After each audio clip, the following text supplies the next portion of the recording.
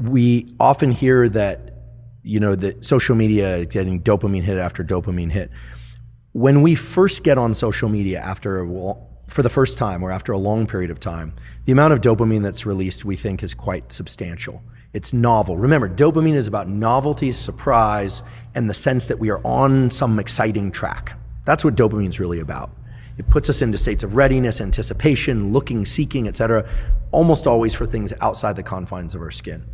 Just to contrast it maybe for a bit more of a future discussion, serotonin does the opposite. When there's a lot of serotonin in our brain and body, typically it makes us feel satisfied, sated, and more quiescent, comfortable with what we have in our own immediate sphere and within us, right? The comfort of a good meal, the food you have. Dopamine is about go, go, go. If you look at somebody who's high on cocaine or methamphetamine, it's all about pursuit, because that's a very dopaminergic drug. You look at somebody who's taken a drug, and I'm not suggesting people do this, but it really ramps up serotonin. Let's say a selective serotonin reuptake inhibitor, Prozac, Zoloft, et cetera.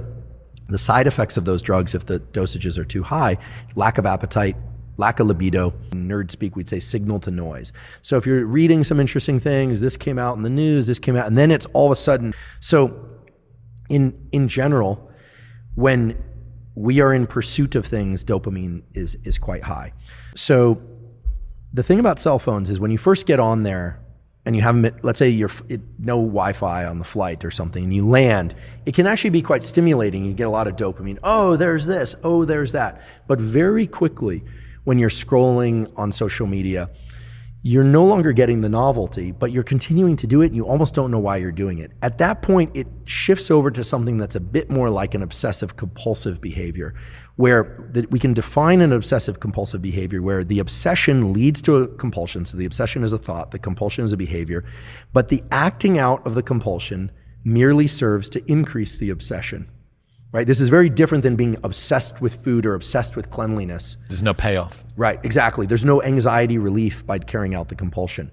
With OCD behaviors, like scrolling social media, the dopamine quickly wanes, and then you find that you're just sort of, and we've all been there, you're scrolling, and like, why am I doing this? This isn't that interesting. This isn't that interesting.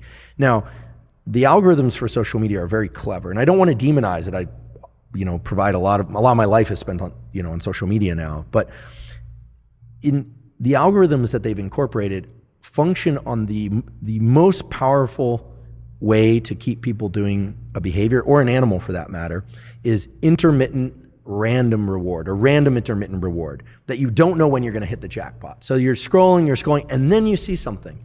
Typically it's very high, what, in nerd speak, we'd say signal to noise. So if you're reading some interesting things, this came out in the news, this came out, and then it's all of a sudden a riot, or a person that is base jumping off a building, or for people that are scrolling, looking at bodies or something like that, live bodies. Hopefully people aren't looking at dead bodies. But look, if something's very tragic, then that has this gravitational pull. And then what happens is you start getting the system working for that next dopamine hit that you don't know when it's going to come. It's just like gambling. So I look at social media as initially being very dopaminergic, driving reward, surprise, and excitement, but very quickly transitioning to something more like OCD, and the kinds of behaviors where it looks, if we were to look at ourselves through the lens of an experiment, like we would an animal experiment, we think that animal is sick. If you saw an animal digging in the corner, looking for a bone, the dog is looking, you'd think that's really sad. That's us.